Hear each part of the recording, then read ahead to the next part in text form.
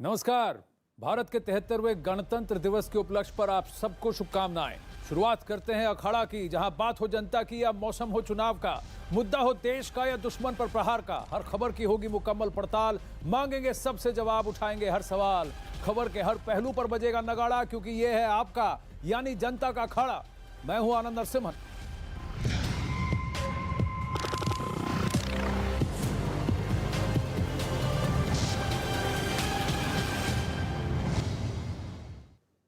अखाड़ा में आज सबसे पहले बात पश्चिमी उत्तर प्रदेश यानी जाट लैंड की, जिसको साधने की कोशिशें तेज हो गई हैं।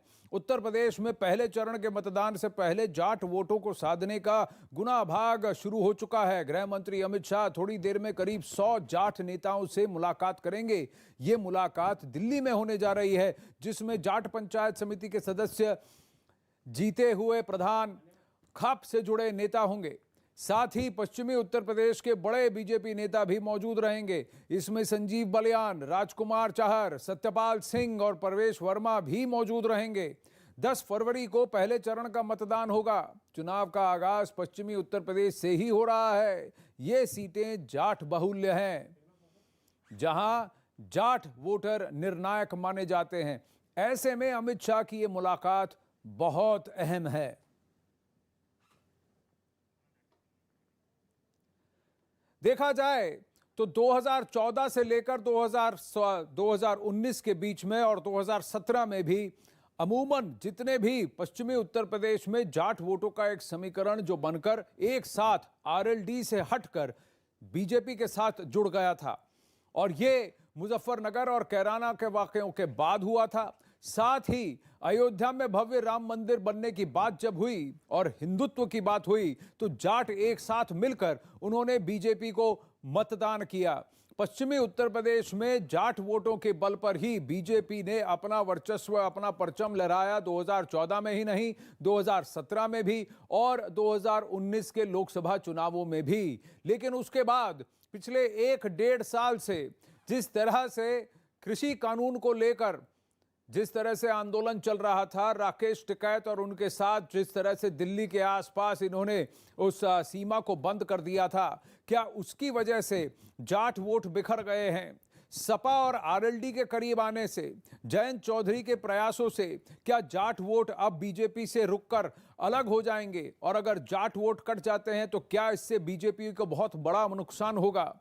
हालांकि ये देखने वाली बात है कि नरेश टिकैत और राकेश टिकैत ने संजीव बलियान से मुलाकात के बाद अपने टोन को बदल दिया, अपने अंदाजे बयान को बदल दिया, और पिछले हफ्ता 10 दिन के अंदर आरएलडी की सीटों पर टिकटों पर सपाइयों को लड़वाने की बात, जिसकी वजह से जाट नाखुश थे। और जाट मुस्लिम के बीच में जिस बात का जो एक समन्वय बनाने की कोशिश थी, उसमें भी खलल, कुछ नेताओं के डराने, धमकाने, भड़काने के वीडियोस बाहर होने से क्या इससे माहौल बदल जाएगा? और तीसरी बात, ब्रजभूमि में कृष्ण जन्मभूमि को ठीक करने का मथुरा वृंदावन की बारी है। इस बात को कहने की वजह से क्या जाटों में भी उसका असर दिखाई देगा? जो हिंदुत्व की बात, हिंदू हित की बात होती है, इसकी वजह से क्या जाटों के बीच में फर्क दिखेगा? गन्ना किसान और के लिए दुगना लाभ, एक उनके जो भरपाई जो उनको देना चाहिए उसका भुगतान किया जाना, उस पैसे को लौटाया जाना। और दूसरी बात, नितिन गडकरी का ये कहना कि आगामी 6-8 महीनों में इथेनॉल बहुत बड़ा ईंधन बनकर सामने आएगा और उत्तर प्रदेश के किसानों के लिए बहुत बड़ी देन है ये, क्योंकि बहुत बड़ा अवसर है। कम से कम 8 लाख करोड़ रुपए तक का यहां पर एक मार्केट तैयार हो जाएगा इथेनॉल का, क्योंकि फ्लेक्स फ्यूल इंजन के साथ गाड़ियां 3 या 4 मोटर कंपनियां ऑलरेडी ये वादा कर चुकी हैं कि जुलाई-अगस्त 2022 तक ये गाड़ियां सड़क पर उतर जाएंगी। और ईंधन जो है वो इथेनॉल सिर्फ 60 रुपए लीटर का होगा, लेकिन उसमें मुनाफा भारी होगा क्योंकि ये बनेगा गन्ने से। तो इसकी वजह से चीनी की मिले ही नहीं, गन्ना किसानों के लिए इथेनॉल एक और जरिया हो जाएगा आमदनी का। क्या इससे बहुत फर्क पड़ेगा क्या? ये सारी बातें उठेंगी। करीब 100 से ज्यादा नेता जाटलैंड से आज अमित शाह जी से मिलेंगे। ये ने चाणक्य माना जाता है। उत्तर प्रदेश में ये बिल्कुल कोई गलती नहीं करेंगे, क्योंकि बीजेपी को 325 सीटें, पिछली बार एनडीए ने 312 सीटें जीती थी, अब की बार 325 का इन्होंने निशाना साधा है। इसलिए नहीं कि लोकसभा 2024 पर इसका असर होगा, लेकिन उसके बीच में जो 2 सेशंस हैं पार्लियामेंट के, बहुत इंपॉर्टेंट 2 या 3 सेशंस, उसमें भी राज्यसभा में नंबर्स के लिए, इनके लिए ये लक्ष्य साधना आवश्यक है। अमित पांडे जुड़ रहे हैं। अमित, अब से थोड़ी देर में ये मुलाकात होनी है। गणतंत्र दिवस समारोह में अमित शाह उपस्थित थे, अब वहां से निकलकर आ गए होंगे। कहां पर इनकी मुलाकात होगी और इसमें सबसे मुख्य एजेंडा क्या होगा? देखिए, मैं आपको तस्वीरों के जरिए आनंद दिखाना चाह रहा हूँ। ये आप तस्वीर देख सकते हैं, जाट समुदाय के जो नेता हैं वो अंदर दाखिल हो रहे हैं। सांसद प्रवेश साहिब सिंह, जो कि दिल्ली के पूर्व मुख्यमंत्री साहिब सिंह वर्मा के बेटे हैं और मौजूदा सांसद हैं, उनके घर पर यह बैठक हो रही है और गृह मंत्री अमित शाह यहाँ पर आएंगे, जाट नेताओं से मुलाकात करेंगे। ये नाम, ये जगह, ये लोग बहुत महत्वपूर्ण आनंद, क्योंकि प्रवेश वर्मा खुद एक जाट नेता है और इसके अलावा जितने भी जो पश्चिमी उत्तर प्रदेश के जो प्रमुख जिले हैं वहां के नेताओं को बुलाया जा रहा है और यहाँ पर बैठा है। और इसको नाम क्या दिया गया है, ये भी महत्वपूर्ण आनंद, सामाजिक भाईचारा संवाद, सामाजिक भाईचारा बैठक, माफ कीजिएगा। और इस बैठक के तहत ये पूरा का पूरा संवाद हो रहा है। पश्चिमी उत्तर प्रदेश में किसान आंदोलन की वजह से जो नुकसान का, जो डेंट का सामना करना पड़ा था बीजेपी को, अब उसको भरपाई करने के लिए, अपनी जगह मजबूत करने के लिए ये अहम बैठक है। 100 से ज्यादा लोग होंगे, कई संगठन हैं और इस तरीके से लगातार पश्चिमी उत्तर प्रदेश के जाट समुदाय के जो नेता हैं इस घर के अंदर दाखिल होते हुए एक अहम संवाद के, एक अहम बैठक के लिए। कई लोग अंदर जाते हुए दिख रहे हैं, इनमें से कोई भी हमसे बात करने को तैयार है? अमित, जरा चेष्टा कीजिएगा किसी से बात करने के लिए। और क्या मन बनाकर अंदर जा रहे हैं, क्या सोचकर अंदर जा रहे हैं? अगर कोई नेता दिखते हैं, किसी से अगर आपकी बात हो पाती है। लेकिन पिछले 10-12 दिन में वो कहते हैं कि आखिर में वो लास्ट लैप, जैसे यूसेन बोल्ट जिस तरह से दौड़ते थे आखिरी लैप में, या आखिरी के 100 मीटर में से आखिरी के 40 मीटर में वो रेस जीत जाते थे, यही काम क्या बीजेपी कर रही है? क्योंकि क्या पिछले 10-12 दिनों में टिकटों के बंटवारे की वजह से जिस तरह का वहाँ माहौल बना है, क्या वहाँ पर जाटों के बीच में एक मन बना है कि वापस जी हमें समर्थन अगर करना है तो बीजेपी का ही करना है? क्या बीजेपी ने थोड़ी सी अपनी पकड़ बना ली है पिछले 2 हफ्तों में? देखिए, पकड़ बनाई है कि नहीं या वोट करेगी कि नहीं, ये तो जनता तय करेगी आनंद। लेकिन अगर हम पूरे की पूरे रेस के रूप में अगर ये चुनावी प्रचार अभियान को देखें तो जो रेस का लास्ट लैप नहीं, अगर हम कहें पहले चरण में ये जोरदार एफर्ट हम बीजेपी की ओर से ये जरूर कह सकते हैं। क्योंकि देखिए, किसान आंदोलन पश्चिमी उत्तर प्रदेश से ठीक सटा हुआ था और गाजीपुर बॉर्डर था, बहुत ज्यादा प्रभाव यहाँ पर देखने को मिला था और वहीं से जो नेता हैं उनके नेताओं से यहाँ पर मुलाकात है। इससे पहले भी अगर हम देखेंगे, हम कैराना गए थे, डोर टू डोर कैंपेन गृह मंत्री अमित शाह ने किया था और पलायन महत्वपूर्ण मुद्दा था, वहां पर उसको, पलायन के मुद्दे को उठाया था। और इसके बाद अब यहाँ पर जाट नेताओं से मुलाकात कर रहे हैं गृह मंत्री अमित शाह। अभी अगर आप हमें थोड़ा सा वक्त दें तो हम उन नेताओं से भी बात करेंगे। और ये आप अंदर देखेंगे, अगर प्रवेश साहिब सिंह के अंदर लगातार जो लोगों के जाने का सिलसिला जारी है। एक लोग हमें हैं, सर आप कहाँ से आए हैं और इस संवाद की अहमियत क्या है पश्चिमी उत्तर प्रदेश के लिए? जनपद बुलंदशहर से। हाँ। वीरेंद्र लौर, उप प्रमुख। आज ये जाट समाज के कुछ लोगों की मीटिंग है ताकि चुनाव में सब लोग सक्रिय होकर जाट समाज को मजबूती से चुनाव में लगाया जा सके। किसान आंदोलन से जो नुकसान हुआ था, क्या उसकी भरपाई के लिए यह बैठक है? किसान आंदोलन से कोई खास नुकसान नहीं हुआ जाट समाज में, और ये जो किसान आंदोलन के नाम पर लोग कह रहे हैं, ये सब लोग बेकार की बात कर रहे हैं, कोई ऐसा मामला नहीं है। और देखिए, लगातार जो नेता है, महत्वपूर्ण नेता हैं, वो यहाँ पर आ रहे हैं और ये संभवतः बीजेपी के कुछ पदाधिकारी हैं, कुछ जाट समुदाय से जुड़े नेता भी हैं। लगातार इनके जाने का सिलसिला जारी है। तो इस रेस में जो शुरुआत है, चाहे प्रचार अभियान की हो, चाहे लोगों से संवाद की जो शुरुआत हो, ये उसकी शुरुआत है, इसकी झलकी हम आपको दिखा रहे हैं। जी अमित, हम आपकी ओर लौटेंगे थोड़ी देर में, लेकिन फिलहाल संदीप चौधरी राष्ट्रीय लोकदल से हमारे साथ हैं, रोहित जाखड़ भी हमारे साथ हैं, राष्ट्रीय जाट महासंघ, उनसे भी हम बात करते हैं। और अमित, जब कोई वहाँ आपसे बात करेगा हम वापस आपकी ओर रुख करेंगे। लेकिन संदीप जी नमस्ते, नमस्कार सर। आपको और रोहित जी को गणतंत्र दिवस के उपलक्ष्य पर बहुत शुभकामनाएं। जय भारत। मैं सबसे पहले आपसे जानना चाहूंगा, अगर चुनावी तौर से देखें तो राष्ट्रीय लोकदल के लिए ये एक करो या मरो की लड़ाई है, क्योंकि अगर आपको और खासकर जयंत चौधरी के नेतृत्व में इसको, अगर आपको आरएलडी को अपना वर्चस्व बनाना है, अपने आप को फिर से जमाना है, तो ये चुनाव काफी अहम हो जाते हैं आपके लिए। देखिए, आपने बहुत अच्छा नारा याद दिलाया, करो या मरो। ये महात्मा गांधी ने दिया था, और जब महात्मा गांधी ने ये नारा दिया था तो अंग्रेजों को भी देश छोड़ना पड़ा था। अगर आज आपके जो किसान हैं, मजदूर हैं, युवा वर्ग है, वो ऐसे हाथों में चला गया है जिनको लुभावने वादे किए गए थे, लुभावने सपने दिखाए गए थे, तो वो लोग आज बदला लेने के लिए तैयार खड़े हैं। क्योंकि किसान से वादा किया गया था कि तुम्हारी आय दोगुना हो जाएगी, वो नहीं हुई। युवा से वादा किया गया था कि हर साल 2 करोड़ लोगों को रोजगार देंगे, युवाओं को वो रोजगार नहीं मिला। तो जिस तरीके के लुभावने वादे थे वो पूरे नहीं हुए। अब आप ये बात जाटों की कर रहे हैं। आज जाट क्या है, या गुज्जर, राजपूत, ये सब लोग एक किसान परिवार है, किसान है। हमारी सबकी समस्याएं सेम है। आप हमें डिवाइड कर सकते हैं अलग अलग जातियों में, लेकिन हमारी मूलभूत जो समस्याएं हैं वो खाद, बीज, पानी की है। आज खाद के लिए किसान लाइन में लग रहा है, हमारी फसलें बर्बाद हो रही है, खाद हमें नहीं मिल रहा है। गन्ने का पेमेंट एक साल में हमें मिलता है, जबकि किसान कोई भी चीज, अगर 1 किलो आटा लेने भी मार्केट में जाएगा, उसके भी उसको पहले कीमत चुकानी पड़ती है। तो जिस तरीके से आज गृह मंत्री जी को जाटों की याद आ रही है, जाटों को बुलाया, इसके लिए मैं आपको क्लियर कर दूं और आपके चैनल के माध्यम से पूरे देश को बता दूं, वो जाटों को नहीं, जाट जो कार्यकर्ता बीजेपी से जुड़ा हुआ है उसको उन्होंने बुलाने का काम किया है, क्योंकि वो पश्चिम उत्तर प्रदेश में इस तरीके की टीम बनाकर गांवों तक भेजना चाहते हैं। कोई अपने रिश्तेदारों को कन्विंस करेगा, कोई अपनी जान पहचान में, कोई दोस्तों को, ताकि भारतीय जनता पार्टी का वहां पे कुछ आधार बन सके, वो लोग कहीं जाकर के खड़े हो सके। क्योंकि भारतीय जनता पार्टी के जो नेता गांवों में वोट मांगने के लिए जाते हैं, उनको गांवों में नहीं बढ़ने दिया जाता, क्योंकि झूठे वादे किए हुए लोग उनको याद दिलाते हैं। और आपने देखा होगा जो 2014 में, 2017 में जिन चीजों को लेकर जनता के बीच भारतीय जनता पार्टी जाती थी, आज वो सारे वादे गायब हैं। जी, पर संदीप जी, मुझे अच्छा लगा आप ये कह रहे हैं कि देखिए, किसान तो एक है, सबकी समस्याएं एक है, क्योंकि राष्ट्रीय लोकदल का जो पहला ग्राउंड था, main vote bank, main support base, वो जाटों का था। मैं तो नहीं चाहता कि जाट, गुजर, अलग अलग समुदाय, ओबीसी, एमबीसी, ब्राह्मण, यहाँ पर इस तरह का कोई वाल्मीकि, चाहे वो या जाटव, किसी भी तरीके से ब्रेकडाउन हो, या फिर मुस्लिम समुदाय में भी शिया, सुन्नी, बरेलवी, देवबंदी, इस्माइली, बोहरी, इसकी बात हो, मैं तो नहीं चाहता हूं। लेकिन इसी तरह से चुनावी समीकरण सालों से बिठाए जा रहे हैं और इसी तरह से कंसिडरेशन हो रहा है।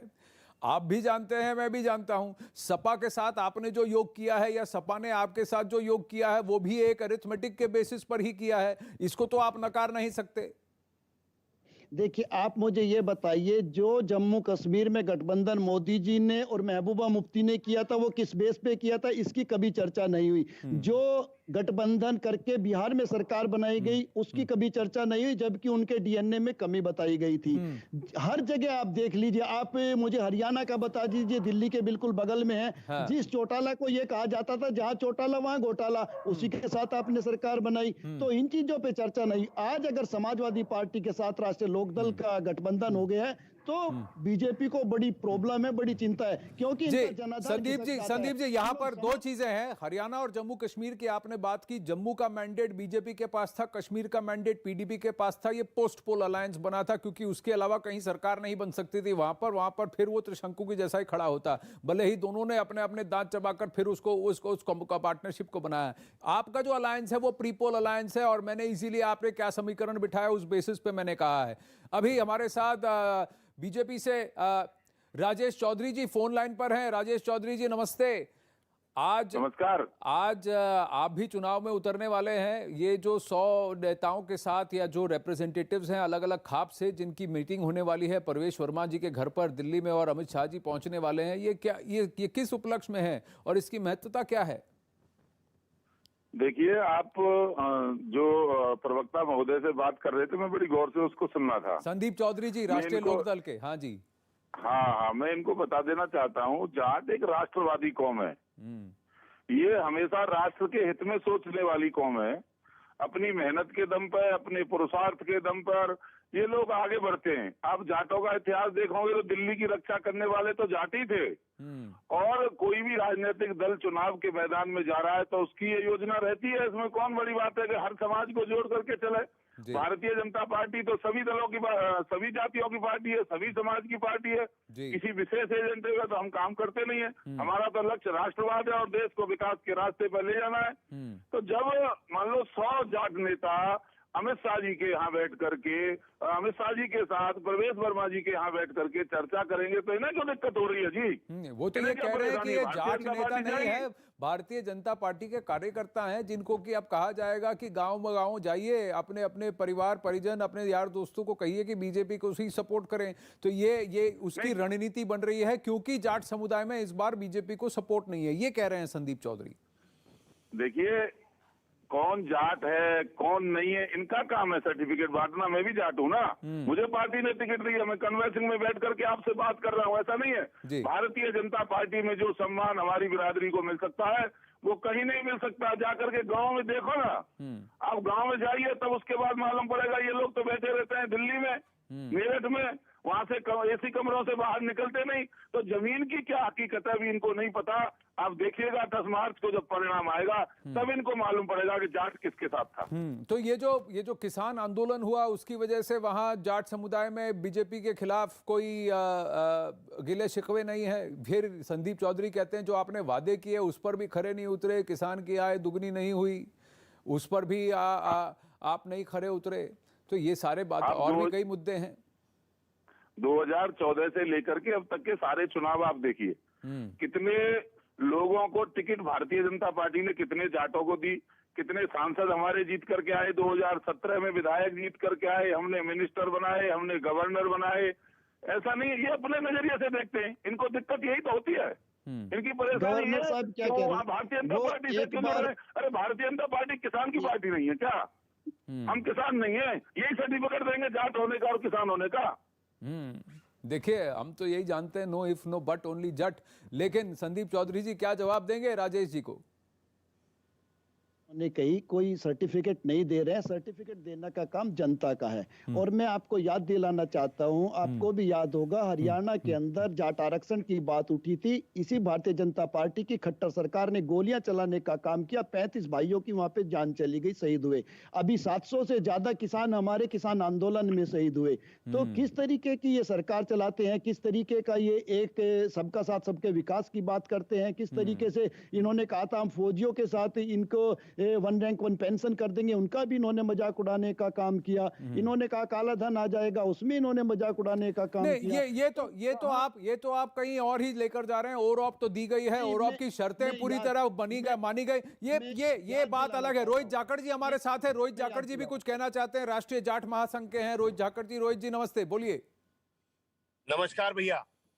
ये जो भारतीय जनता पार्टी के प्रत्याशी अभी कह रहे थे कि जाटों का सम्मान भारतीय जनता पार्टी में है और हम किसान नहीं है क्या, मैं इनसे पूछना चाहता हूं कि 1.5 वर्ष के किसान आंदोलन के दौरान जो 750 किसान शहीद हुए और जो गृह राज्य मंत्री के पुत्र ने निरीह किसानों पर गाड़ी चढ़ाई, पशु के ऊपर भी इस तरीके की गाड़ी कोई नहीं चढ़ाता। जब ये लोग कहाँ थे? जब 2015 में प्रधानमंत्री ने जाट समाज से वादा किया कि आरक्षण को पुनः लागू करेंगे और कमेटी गठित करके 1 वर्ष में लागू किया जाएगा, उस कमेटी को गठन करने की तो दूर की बात है, उस पर चर्चा तक नहीं की। ये स्वार्थ के वशीभूत लोग हैं, ये समाज का प्रतिनिधित्व नहीं करते। हमारे समाज का प्रतिनिधित्व हमारे खाप के चौधरी करते हैं। और जिस भारतीय जनता पार्टी के कद्दावर नेता भूपेंद्र चौधरी हमारे समाज के सर्व खाप के चौधरी को तालिबानी बताते हो, वो जाट हितैषी कैसे हो सकते हैं? खाप चौधरी तय करेंगे कौन हमारा प्रतिनिधित्व करेगा, लोग तय करेंगे।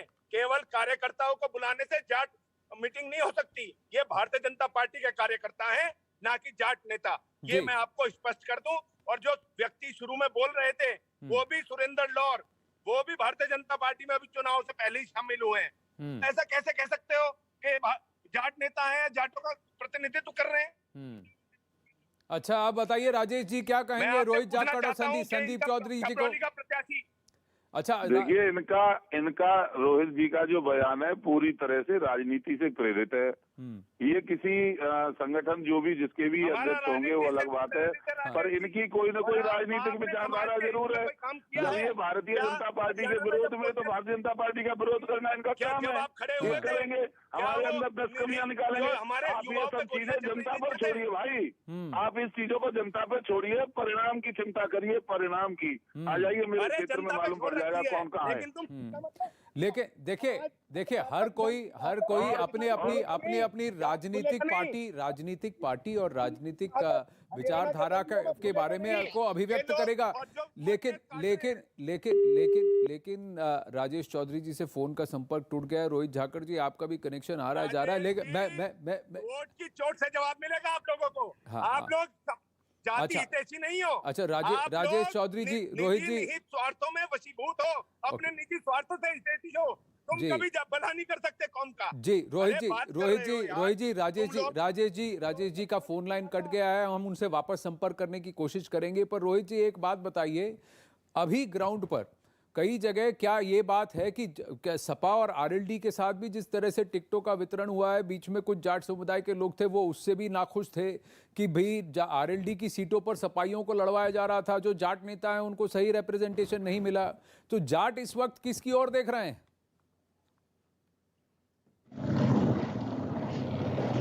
रोहित जी, आपको मेरी आवाज आ रही है? जाट जी, किसान जी बोलिए। आ रही है भैया? जी बोलिए, जी बोलिए। मैं ये कह रहा हूं, जाट समाज पूरी तरह संगठित है, यूनाइटेड है, किसान और जाट एक है, और अपना अपमान 1.5 वर्षों का टहनी के द्वारा हम पे जो हमला गाड़ी चढ़ाई गई, निरीह किसानों को मारा गया, और 2016 में जाट आरक्षण में हम पे जो सीधी गोलियां चलाई गई, और जो 2015 का प्रधानमंत्री का वादा जो विमुख हुए, हमें धोखा दिया, आरक्षण खत्म किया, लागू करने के लिए कहा। आज ऐसे ही मीटिंग बुलाई थी 2015 में भी, ऐसी ही मीटिंग बुलाई थी। लेकिन 2015 के बाद तो 2017 में भी जाटों ने वोट किया बीजेपी को, 2019 में भी जाट समुदाय ने, अमूमन ज्यादातर जो वेस्टर्न उत्तर प्रदेश में देखा जाए तो वोट जितने गए, अधिकतम वोट जो गए वो बीजेपी को गए। रोहित झाकड़ जी, संदीप चौधरी जी, लगातार चलिए जनता के ऊपर छोड़ते हैं। जनता में सभी मौजूद हैं, जनता के पास सबको जाना है, जनता ही जनार्दन है, वोट वही करेंगे। पहले चरण के चुनाव फरवरी 10 को हो रहे हैं। आज जो ये मीटिंग हो रही है, उस मीटिंग का क्या विकल्प निकल कर आता है, उससे क्या निकल कर आता है, वो भी हम आपको यहाँ न्यूज 18 इंडिया पर बताएंगे। लेकिन फिलहाल उत्तर प्रदेश से रुख करते हैं बिहार का, जहां बिहार में आरआरबी एनटीपीसी रिजल्ट से गुस्साए अभ्यर्थियों ने उनका बहुत बड़ा प्रदर्शन जारी है। ये तस्वीरें देखिए, वहां पर रेल के इंजन को भी, कंपार्टमेंट को भी आग लगा दी गई है। गया जंक्शन पर छात्रों ने प्रदर्शन किया, उग्र भीड़ ने पुलिस पर पथराव कर दिया। इन्हें रोकने के लिए पुलिस को आंसू गैस का इस्तेमाल करना पड़ा।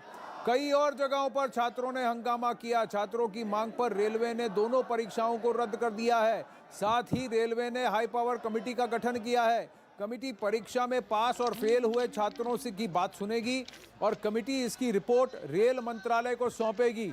लेकिन फिलहाल वहां पर खड़ी एक ट्रेन के एक कंपार्टमेंट में आग लगी है। यही गया से फिलहाल तस्वीरें आ रही हैं। क्या इस कंपार्टमेंट में कुछ लोग मौजूद थे या फिर इनको उग्र छात्रों ने जला दिया है?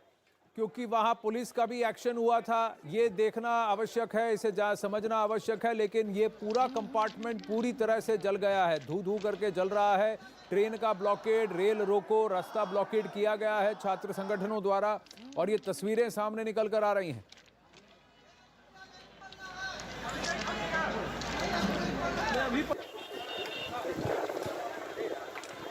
दो तस्वीरें हैं, जहानाबाद में रेल रोको चल रहा है, दूसरी तरफ बोगी में आग लगी है गया जंक्शन पर। तस्वीरें आपकी स्क्रीन पर हैं। तस्वीर स्क्रीन की बाईं तरफ छात्र संगठनों का बहुत बड़ा रेल रोको आंदोलन, प्रोटेस्ट चल रहा है, जहां उन्होंने रेल रोकी हुई है, ट्रेन को आगे जाने से रोक दिया है। ये जहानाबाद के दृश्य हैं। वहीं गया में पुलिस को आंसू गैस का भी प्रयोग करना पड़ा, लाठी चार्ज करना पड़ा। लेकिन अभी फिलहाल वहां एक ट्रेन की बोगी में पूरी तरह से आग लगी है, धू धू करके आग जल रही है। क्या ये आग दूसरे कोचेस में भी फैली है, ये देखना आवश्यक है। चंद्रमोहन जुड़ रहे हैं डिटेल्स के साथ। तो छात्रों का प्रदर्शन अभी थोड़ा उग्र होता हुआ दिख रहा है, बावजूद इसके कि प्रशासन ने कहा है कि एग्जाम को रद्द कर दिया जाएगा और सभी छात्रों से बात की जाएगी। बिल्कुल, देखिए, इस हंगामे के बाद से रेलवे ने ये कदम उठाया है, लेकिन अभी भी छात्रों का प्रदर्शन लगातार जारी है। और गया के करीमगंज इलाके में एक ट्रेन खड़ी थी, उसकी एक बोगी में इन जो प्रदर्शन कर रहे थे छात्र, अभी उन्होंने आग लगा दिया है। हालांकि इससे पहले वो गया जंक्शन के पास पहुंचे थे, जिसके बाद पुलिस और इनके बीच में जमकर झड़प हुई है। पुलिस ने इनको यहाँ से खदेड़ा है और जैसे ही ये हंगामा करने वाले छात्र आगे बढ़े हैं तो यहाँ पर इस जो खाली एक ट्रेन थी उसकी एक बोगी में आग लगा दी है और लगातार वहाँ पर हंगामा कर रहे हैं। वहीं बिहार के कई जिले में छात्रों ने आज प्रदर्शन करने का ऐलान किया है। हालांकि रेलवे ने अपने तरफ से एहतियात के तौर पर कदम भी उठाया है और ये भी कहा है कि ग्रुप डी को लेकर जो सवाल खड़े कर रहे हैं ये छात्र, उस पर विचार किया जाएगा और उसको कैंसिल भी किया जाएगा। और इसके अलावा इसको इस पूरे मामले की जांच के लिए एक हाई कमेटी भी गठित की गई है रेलवे की तरफ से। लेकिन जिस तरह से छात्र अभी भी उतरकर रेलवे पटरियों पर और रेलवे स्टेशनों पर प्रदर्शन कर रहे हैं, इससे साफ जाहिर हो रहा है कि प्रदर्शन करने का इनका के लिए एक के बाद एक दिए जा रहे हैं विवादास्पद बयानों की समाजवादी पार्टी के उम्मीदवार और उनके समर्थक धमकियां दे रहे हैं। पहला वीडियो जो सामने आया है मेरठ दक्षिण से समाजवादी पार्टी उम्मीदवार आदिल चौधरी का, जो धमकी दे रहे हैं कि सरकार आएगी तो सबसे बदला लिया जाएगा। फिर तस्वीरें आ रही हैं कैराना से समाजवादी पार्टी के उम्मीदवार नाहिद हसन के समर्थक जो कह रहे हैं कि जरा भी गड़बड़ी हुई तो हम भी गड़बड़ी करने में 1 मिनट नहीं लगाएंगे। ये दो तस्वीरें, ये दो वीडियो आपके सामने आए हैं, जहां बीजेपी द्वारा जारी किए गए इन वीडियोस में सामने दिख रहा है सपा के उम्मीदवार डरा रहे हैं, धमका रहे हैं, लोगों को भड़का रहे हैं। समाजवादी पार्टी के उम्मीदवार आदिल चौधरी के बयान पर बीजेपी ने हमला बोला। आदिल चौधरी ने ऐसा क्या बोला कि बीजेपी हमलावर हो गई, आइए सुनाते हैं आपको। आप बेफिक्र रहो, सरकार बन रही है, इंशाअल्लाह इनको छोड़ेंगे नहीं। जिस तरीके से ये हमारे साथ जुल्म कर रहे हैं, इनसे बदला लिया जाएगा और इनको एहसास करा दिया जाएगा, आगे ये 100 बार सोचेंगे। सरकार हमारी बनेगी और इनसे बदला लिया जाएगा और ऐसा बदला लिया जाएगा कि आगे देखकर ये 100 बार सोचेंगे। ऐसा इनके साथ क्या किया गया है जो बदला लिया जाएगा? ये डराने धमकाने वाली बातें क्यों हो रही हैं? इसी को लेकर बीजेपी हमलावर हुई है। बीजेपी के राकेश त्रिपाठी ने कहा कि समाजवादी पार्टी का चेहरा बेनकाब हो चुका है। समाजवादी पार्टी का चेहरा बेनकाब करते हैं आदिल चौधरी जैसे लोग। आदिल चौधरी जैसे लोग, अभी समाजवादी पार्टी की सरकार नहीं आई है तभी इनके स्वर हैं। जरा कल्पना करिए कि अगर समाजवादी पार्टी की सरकार बन जाती है तो इनके स्वर कैसे होंगे। ये चुन चुन करके बदला लेंगे। उत्तर प्रदेश की जनता इनके इन स्वर को सुन रही है और समाजवादी पार्टी के कार्यकाल को याद कर रही है। उत्तर प्रदेश में ऐसे अपराधियों को, हिस्ट्री सीटर्स को, माफियाओं को, गुंडों को अब कोई जगह नहीं मिलने वाली है। समाजवादी पार्टी इस दीवा स्वप्न में ही रह जाएगी। उत्तर प्रदेश की जनता इनको फिर खारिज करेगी। समाजवादी पार्टी से शौकत अली साहब हमारे साथ जुड़ रहे हैं। शौकत अली जी, गणतंत्र दिवस के उपलक्ष्य कर आपको बहुत सारी शुभकामनाएं। ये कौन लोग हैं, ये कौन लोग हैं जिनसे बदला लिया जाएगा, जिनको इतना डराया जाएगा, धमकाया जाएगा, सबक सिखाया जाएगा कि आगे से ये 100 बार सोचेंगे? आदिल चौधरी किसको डरा रहे हैं, किसको धमका रहे हैं? देखिए, आदिल चौधरी जी के पास आपकी टीम गई थी, न्यूज़ 18 की टीम गई थी और वर्जन लेकर पूछा था कि आप किसके बारे में कह रहे हैं। तो आदिल चौधरी जी ने साफ शब्दों में आपको बताया भी कि हम किनके बारे में कह रहे थे और किन से बदला लेने की बात कर रहे हैं। आपको एक सवाल और याद होगा, देश के गृह मंत्री जी ने कहा था जो लोग आज अपमानित करने का काम कर रहे हैं उनसे बदला लिया जाएगा। मैं तो आज भी नहीं समझ पाया कि देश के गृह मंत्री को पता नहीं कौन अपमानित कर रहा था। आज तक नहीं समझ में आया कि किससे बदला लेने की बात कर रहे थे।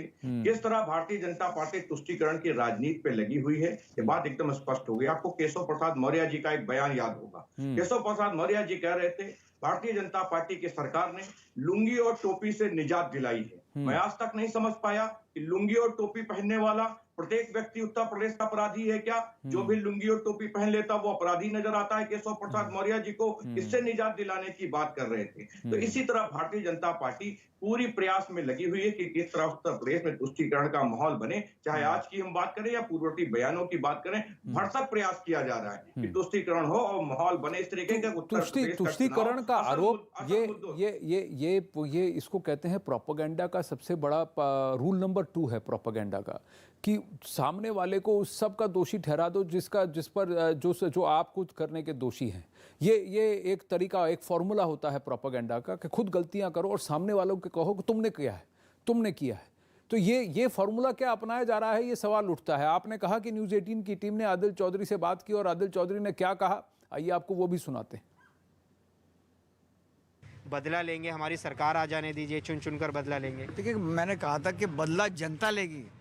जो कोरोना काल में जिन लोगों को ऑक्सीजन नहीं मिली, जिन लोगों को दवाइयाँ नहीं मिली, जिन लोगों को बेड नहीं मिले, हमने कहा था कि जनता इनसे बदला चुन के लेगी। जो लाखों लोग इस कोरोना काल में जिनका इंतकाल हुआ है, उनके घर वाले इनसे वोट की चोट पर इनसे बदला लेंगे। हमारे किसान भाई जो 1 साल से ज़्यादा धरने पर बैठे रहे, जो 750 हमारे किसान भाई शहीद हुए हैं, वो सब किसान भाई इनसे बदला लेंगे। इनसे वो गरीब लोग इनसे बदला लेंगे जिन पे इन्होंने बिजली के झूठे मुकदमे लगाकर उन्हें जेल भेजा है, लाखों लाख रुपए के जुर्माने लगाए हैं। आज 100 रुपये लीटर से ऊपर पेट्रोल और डीजल का रेट है। आज गैस का सिलेंडर 1000 के लगभग है। आज तो वो लोग जो महंगाई की बात चल रही है, वो लोग बदला लेंगे। सर, उसमें करीब 30-34 सेकंड का एक पोर्शन वायरल हो रहा है, उसमें आप कह रहे हैं हमारी सरकार आ जाने दीजिए, हम पर जुल्म हुए, इन सब लोगों ने जुल्म किए हैं तो हम इनसे बदला लेंगे। थोड़ा इसको आप सफाई बताएंगे कि क्या आखिर था? देखिएगा, एक बात सुनो, ये कोरोना में हम सब पे तो वो हुए हैं जुर्म। ये किसान, हम किसान ही तो हैं, हम भी किसान हैं। तो क्या जुर्म कम हुआ कि 1 साल से ज़्यादा हम धरने पर बैठे रहे? वे अगर ये 3 काले कानून थे, अगर आपको वापस ही लेने थे तो इनको लागू क्यों किया आपने? 1 साल तक अगर जब वापसी लेना था तभी वापसी ले लेते। 750 किसान भाई हमारे शहीद हुए हैं, तो हमने कहा था ये सब लोग बदला लेंगे इनसे। समझ रहे हो नहीं? क्योंकि जो लोग ये कुछ भी कर सकते हैं, ये कुछ भी चला सकते हैं, ये कलकत्ते का पुल बंगाल का यहाँ दिखा सकते हैं, ये चाइना का एयरपोर्ट दिखा सकते हैं, ये अमेरिका की बिल्डिंग दिखा सकते हैं, तो क्योंकि इनकी हालत खराब है। अब जब माइक मीडिया का न्यूज़ 18 का सामने पहुंचा तो क्या कहानी में ट्विस्ट आया, क्या तेवर और नैरेटिव में ट्विस्ट आया, या पहले जो कहा था उसमें अंदाजे बयां कुछ और ही था? वो 34 सेकंड एक बार फिर सुना देते। मनीष शुक्ला जी भी हमारे साथ जुड़ रहे हैं, लेकिन वहां तो उन्होंने सरकार होने के बाद की बात बताई थी, वोट की चोट की बात नहीं की थी। आइए वो 34 सेकंड फिर से सुन लेते हैं कि आदिल चौधरी ने वहां क्या कहा था। आप बेफिक्र रहो, सरकार बन रही है, इंशाल्लाह इनको छोड़ेंगे नहीं। जिस तरीके से ये हमारे साथ जुल्म कर रहे हैं, इनसे बदला लिया जाएगा और इनको एहसास करा दिया जाएगा। आगे ये 100 बार सोचेंगे। अब यहां पर जिस तरह से ये हमारे साथ जुल्म कर रहे हैं, ये किसान की बात हो रही है, कोरोना पीड़ित परिवारों की बात हो रही है, वोट की चोट की बात हो रही है, या सीधा सीधा तुष्टीकरण हिंदू मुसलमान हो रहा है? मनीष शुक्ला बताइए। और बीजेपी के शासन ने ऐसा मुसलमानों के साथ कौन सा इतना जुल्म किया है कि ये आपको दौड़ा कर इतना बदला लेंगे कि 100 बार आप सोचने वाले हैं? देखिए, दरअसल समाजवादी पार्टी लोकतंत्र के प्रतिकूल आचरण के लिए ही जानी जाती है। लोकतंत्र के जो तय मापदंड हैं, उसके प्रतिकूल आचरण करना ही इनका डीएनए है। और आदिल चौधरी क्या कहना चाहते हैं ये क्रिस्टल क्लियर है। अब इसको वो चाहे ट्विस्ट करे या समाजवादी पार्टी के तमाम प्रवक्ता ट्विस्ट करें, जनता को जो समझ रहा है जनता समझ रही है। और आदिल चौधरी आपके माध्यम से जान लें कि उत्तर प्रदेश में फिर से योगी आदित्यनाथ जी के नेतृत्व में भारतीय जनता पार्टी की सरकार बनने वाली है। ये दीवार पर लिखी इबारत की तरह साफ है। और जो इनके मंसूबे हैं, जो विकास की गति बनी है, जो अपराधियों के ऊपर कार्रवाई शुरू हुई है, वो उसको रोकने के जो इनके मंसूबे हैं वो कामयाब नहीं होने वाले हैं। जनता को विकास पसंद है और विकास भारतीय जनता पार्टी की ही सरकार में संभव है। एक्सप्रेसवे, मेडिकल कॉलेज, यूनिवर्सिटीज, किसानों का भुगतान, गन्ना चीनी मिलों का, नए चीनी मिलों का खुलना, क्रशिंग कैपेसिटी को बढ़ाना, वो तमाम काम भारतीय जनता पार्टी पर की सरकार ने शुरू किया है। 195 की सूची में से कम 85 ऐसे भी हैं जो कि आपकी लिस्ट में भी क्रिमिनल केसेस वाले हैं, दंगाई हैं, जिनके खिलाफ दंगाई केसेस हैं, सीरियस क्रिमिनल चार्जेस वाले हैं। ऐसा आरोप अखिलेश यादव ने लगाया। ऐसा ही कुछ आंकड़े भी बताते हैं अगर आपकी लिस्ट को चेक किया जाए। बिल्कुल आनंद जी, देखिए अच्छा सवाल है। यद्यपि विषय बहुत विस्तृत है, विस्तृत बात होनी चाहिए, लेकिन मैं जल्दी एक दो बात कहना चाहता हूँ कि देखिए अपराधी और जो पॉलिटिकल केसेस है, आईपीसी की धाराएं सेम लगती हैं, लेकिन समाज को पता होता है कि कौन अपराधी है और कौन राजनीतिक कारणों से किनके ऊपर एफआईआर दर्ज हुआ है। मैं इलाहाबाद विश्वविद्यालय की छात्र राजनीति से आया, उस दौरान कई आंदोलन में एफआईआर दर्ज हुआ, लेकिन समाज आपको नहीं कहेगा कि मनीष शुक्ला अपराधी है। प्रयाग में अपराधी मतलब अतीक अहमद या ऐसे जिनको जनसाधारण जानता है, तो हमको लगता है कि केवल एडीआर की रिपोर्ट उठाकर ये कहना कि ये अपराधी हैं और जितने लोग के ऊपर एफआईआर है इस तरह से, तो वो जो जन आंदोलनों से निकले लोग हैं उनके साथ नाइंसाफी है और अपराधियों को छोड़ने का एक तरीका या उनको इस आरोप में राहत मिलती है। अगर आप तो पर अच्छा, अभी मेरे पास समय कम है, लेकिन एक वीडियो और सामने आया है, ये धमकी भरा वीडियो आई है, देखिए, जिसमें समाजवादी पार्टी के उम्मीदवार के समर्थक कह रहा है जरा भी गड़बड़ी हुई तो हम भी गड़बड़ी करने में मिनट नहीं लगाएंगे। एक सिकंदरपुर गांव है, आसपास के गांव है, उन गांवों में गलत खबर आ रही बहुत।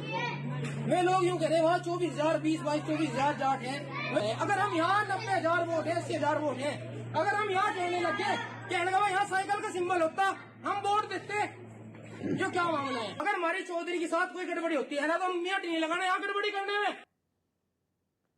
अब ये किस गड़बड़ी की बात कर रहे हैं शौकत अली, बताइए। वहां 24,000 जाट हैं, यहाँ हम 90,000 हैं, वहां गड़बड़ी हुई तो यहाँ गड़बड़ी करने में देर नहीं लगाएंगे। देखिए, इस वीडियो को भी हम लोगों ने संज्ञान में लिया था और जानकारी करने का प्रयास किया था। इनके खिलाफ मुकदमा भी पंजीकृत हुआ है और इन्होंने बताया भी था उस मुकदमे के बाद कि ये वीडियो एक हमारे पास आया था, उस वीडियो में गलत जानकारी उपलब्ध हो गई थी, इसलिए मैंने गलती से बोल दिया और माफीनामा भी इन्होंने मांगा है। साफ तौर पे इनका वर्जन भी आ गया था। तो इसी तरह तुष्टीकरण का प्रयास होता है। आपने भारतीय जनता पार्टी के साथी से पूछ लिया अपराधियों के बारे में, एक नाम बहुत इज्जत से उन्होंने लिया, अतीक अहमद। मैं बड़ा आश्चर्य हो गया कि इनको मुसलमानों के नाम बहुत अच्छे से याद रहते हैं, पर एक अपराधी नहीं। धनंजय सिंह का नाम लेने से बहुत डर लगता है भारतीय जनता पार्टी के लोगों को। ब्रजेश सिंह का नाम लेने से बहुत डर लगता है भारतीय जनता पार्टी के लोगों को। गलती से भी नाम कभी लेते हो तो बताइएगा। एक बार एक पीसी देख रहा था मैं, संबित पात्रा जी पीसी कर रहे थे, वहां भी 2 नाम लिए गए थे, मुख्तार अंसारी, अतीक अहमद। मैंने कहा 2 तो और थे, ब्रजेश सिंह भी थे, धनंजय सिंह भी थे, उनको छूट मतलब या तो नाम भूल जाते हैं या तो लेना नहीं चाहते हैं। ये तुष्टीकरण का प्रयास है। और आपको मैं याद दिला, देखिए, आप यहाँ कह रहे हैं वहाँ ग्राउंड पर मुसलमान का ग्रुप से, वहां पर ग्रुप लीडर जो है, नेता है, वो हिंदू करके डरा रहे हैं। आप कह रहे हैं कि हिंदू नेता जो है वो मुसलमान करके डरा रहे हैं, लेकिन पूरी तरह से ओवर ग्राउंड पर जो, देखिए, ये जो व्यक्ति है, जैसा आपने कहा, उसके ऊपर मुकदमा भी हुआ है उसको। शौकत अली जी, मैं बस ये कहना चाहता हूँ कि जिस व्यक्ति को दिखाया जा रहा है, जिसने ये बयान दिया, जैसे शौकत अली साहब ने कहा, उनके खिलाफ मुकदमा ही नहीं, उसको गिरफ्तार भी किया गया है, क्योंकि इस तरह की बयानबाजी, पर ये एक व्यक्ति नहीं है जो इस तरह की बयानबाजी कर रहा है। जी, मनीष शुक्ला जी क्या कह रहे हैं, जी बताइए। मैं 2 बातें, एक तो इस वीडियो पे मैं कहना चाहता हूँ कि जो समाजवादी पार्टी का नेता है वो जाटों को धमका रहा है। अगर हमारे प्रत्याशी को नहीं वोट दिया वहां, तो यहाँ हम नहीं देंगे। ये सीधे सीधे धमकी से वोट लेने का प्रयास हो रहा है। रही बात, अभी इनको आपत्ति हो गई अतीक अहमद के नाम को लेने से, तो अतीक अहमद का नाम हमने इस कॉन्टेस्ट में लिया कि मैंने जिक्र किया कि इलाहाबाद विश्वविद्यालय की छात्र राजनीति के दौरान हम लोग के ऊपर भी मुकदमे कायम हुए आंदोलनों के दौरान। लेकिन प्रयाग का वो व्यवसायी, प्रयाग के लोग ये जानते हैं कि वहाँ अपराधी कौन है। प्रयाग में अपराधी अतीक अहमद है। तो मैं कॉन्टेस्ट में इस चीज को बोल रहा था। और रहा सवाल ये, अगर अतीक का नाम ले लिया तो अतीक अपराधी है कि नहीं? वो कह रहे हैं कि आप ब्रजेश सिंह का नाम नहीं लेते, आप भी कर रहा था। देश के गृह मंत्री को किसने अपमानित तो मैं किया? कह रहा हूँ आप प्रयाग देश के गृह मंत्री को किसने अपमानित किया? केशव प्रसाद मौर्य जी का बयान नहीं याद होगा इन्हें। केशव प्रसाद मौर्य जी कह रहे थे चलिए, भारतीय जनता पार्टी की देखिए सरकार ने देखिए जालीदार देखिए टोपी और आप कर लुंगी रहे से हैं, निशान आप कर रहे हैं, आपने किया तो हम भी करेंगे। What about you, what about ये, व्हाट अबाउटरी ना कीजिए। ले तुष्टिकरण की राजनीति अगर आप ग्राउंड पे कहें तो चुनाव आयोग को चाहिए कि संज्ञान में ले, और जैसे एक व्यक्ति को गिरफ्तार किया हर किसी को गिरफ्तार करें। मनीष शुक्ला जी, शौकत अली जी, धन्यवाद। समय कम है यहाँ अखाड़ा में, लेकिन जाते जाते उत्तर प्रदेश के चुनाव के गान में गाने के जरिए भी सियासी तीर चल रहे हैं। बीजेपी नेता रवि किशन यूपी में सब बा के जरिए विरोधियों को जवाब दे रहे हैं, तो उनका जवाब देने के लिए समाजवादी पार्टी से अनुराग भदौरिया आगे आए और कांग्रेस से रागिनी नायक ने जवाब दिया। देखिए, विकास की कहानी बा, कुशीनगर जेवर एयरपोर्ट बा, यूपी में सब बा, यूपी में सब बा, जे कबो न रहल आपा, यूपी में सब बा। हे दद्दा, यूपी में का बा के बाद अब का होई? अरे मत पूछा दद्दा, भाजपा के नाश होई, झूठ के विनाश होई, अखिलेश के राज होई, खुशियों की बरसात होई, बीजेपी की मात होई, और सुना चर्चा का होई, नफरत ना होई, गफलत ना होई, कोनो तरह की आफत ना होई, राहत ही राहत होई, अखिलेश के राज होई। योगी की सरकार बा, डबल इंजन की गुहार बा, 2 करोड़ बेरोजगार बा, और महंगाई की मार बा, 80 और 20 की चुनावी ललकार बा। तो महाराज जी, अयोध्या से गोरखपुर वापस भागे क्यों सरकार बा?